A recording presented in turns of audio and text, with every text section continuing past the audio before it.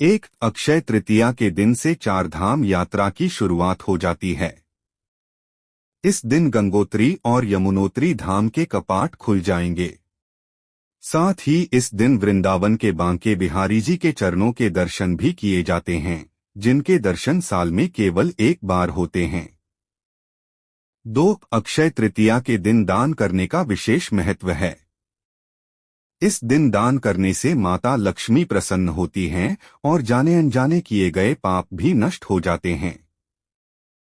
साथ ही अक्षय पुण्य की प्राप्ति होती है, अर्थात इस दिन आप जितना दान करेंगे उससे कई गुना आपके पुण्य में बढ़ोतरी होती है। 3 इस तिथि की गणना युगादि कालों से होती आ रही है।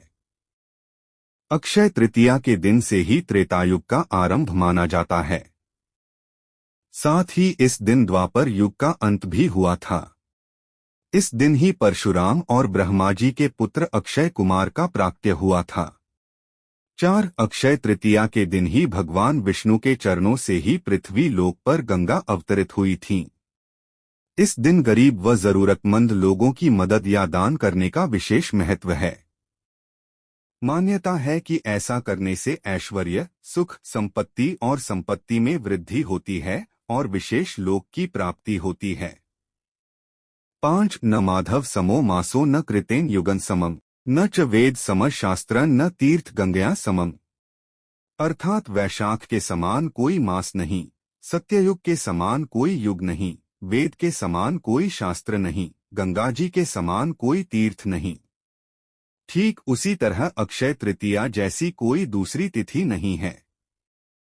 6 अक्षय तृतीया की तिथि का उल्लेख कई पुराणों व शास्त्रों में किया गया है।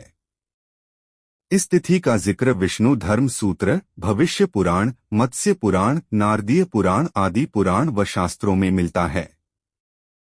7 अक्षय तृतीया को स्वयंसिद्ध मुहूर्त कहा जाता है और इस दिन सूर्य अपनी उच्च राशि मेष और चंद्रमा अपनी उच्च राशि वृषभ में विराजमान रहते हैं। इस दिन पवित्र नदियों में स्नान करना, जप व ध्यान, दान आदि पुण्य कार्य करने के शुभ कर्म का फल कभी क्षय नहीं होता है। 8 अक्षय तृतीया का दिन खरीदारी का नहीं है। इस पर्व का व्यापारिक रूप दे दिया गया है और मूल उद्देश्य से दूर चले गए हैं। इस दिन पवित्र नदियों में स्नान, ध्यान, जप, दान आदि पुण्य कार्य करने का है। अगर आप खरीदारी करते हैं तो आपके संचित धन ही खर्च होता है।